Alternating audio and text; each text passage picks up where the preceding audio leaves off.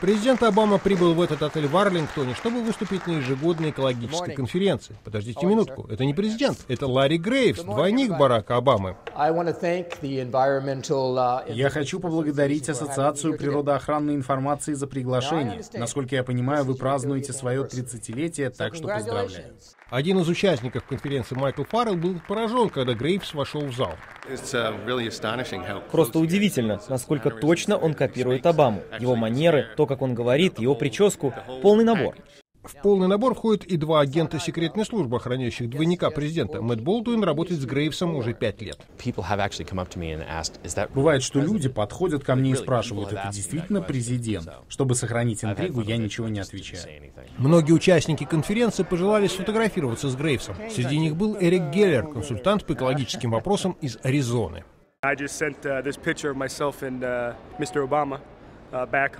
Я отправил эту фотографию с Обамой домой и получил в ответ уже 25 смс-ок о моей встрече с президентом. Для этих людей встреча с Ларри Грейвсом может быть единственным шансом увидеть президента, пусть даже и не настоящего. Я за вас голосовал. Это хорошо. Эколог Шон Фиджеральд очень долго разговаривал с Грейвсом об опасностях асбеста, который может стать причиной рака.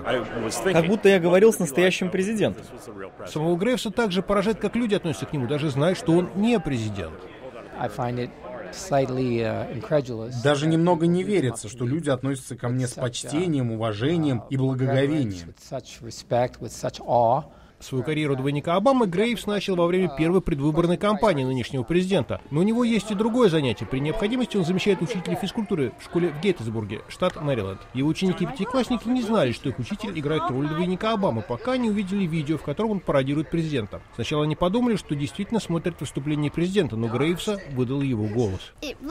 Он похож на нашего учителя физкультуры, но трудно было сказать точно. Он похож на Обаму.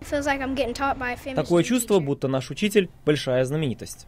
Чтобы усилить сходство, Грейвс подкрашивает брови в темный цвет, подкрашивает губы и рисует знаменитую родинку Обамы. Кроме того, он красит волосы и зачесывает их вперед, чтобы походить на президента. Грейвс говорит, что ему потребовалось немало времени, чтобы научиться копировать манеру речи президента. По словам Грейвса, сходство между ним и Обамой не ограничивается только внешностью. У нас та же комплекция. Мы оба левши и оба любим баскетбол. Он не встречался с президентом лично, но надеется, что такая встреча однажды произойдет. Если это случится, он хочет позвать его сыграть в баскетбол. Не думаю, что Обама сможет меня победить. Грейвс очень рад, что Обама стал президентом второй раз. Не только потому, что он восхищается им, но и потому, что он может и дальше играть роль его двойника. Я хочу продолжать это дело, следить за тем, чем они занимаются, и просто развлекаться.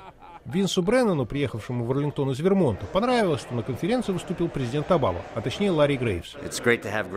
Здорово, что к нам заехал президент.